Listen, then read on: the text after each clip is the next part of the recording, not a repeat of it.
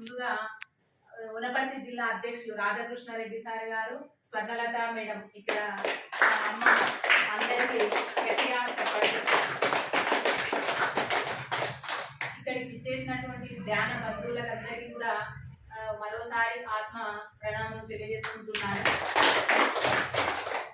అయితే నేను చెప్పదలుచుకున్న విషయం ఏంటంటే, నా నుంచి అంటే మనము ఒక విషయం పైన ఏదైనా మేలు పొందుతేనే 10 మందికి తెలియజేయాలనేది ఒక కాన్సెప్ట్ అన్నట్టు. ఏదైనా విషయం ఇది మంత్రం కాదు, మాయ కాదు, ఏది కాదు. మనము రోజువారీగా మన కార్యక్రమాలు రోజు ఎట్లా చేసుకుంటామో మన పనులకు ఎలాంటి ఆటంకం జరగదు. నేను గత 2-3 సంవత్సరాల నుండి రాధాకృష్ణారెడ్డి సార్ గారు మూల చైతన్య పిరమిడ్ సార్ వాళ్ళ గృహము ధ్యానమయం. ఇంటికి వందలాది మంది క్యూ కడతారు. ఇంటికి ఎప్పుడు ఇంకా ధ్యానులే.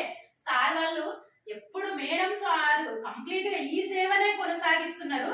మేడం వాళ్ళ కుటుంబానికి ఏది ఇంత అసలు ఇంత అరికాలు కూడా ముళ్ళు గుచ్చకుండా ఎట్లా ఎప్పుడు చేస్తారో ఎప్పుడు పడుకుంటారో ఏమో తెలియదు.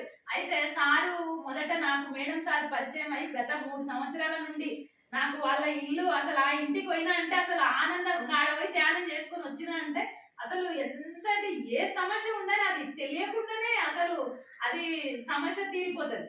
అయితే నాకు ఫస్ట్ స్కూల్కు వెళ్ళి వచ్చిన తర్వాత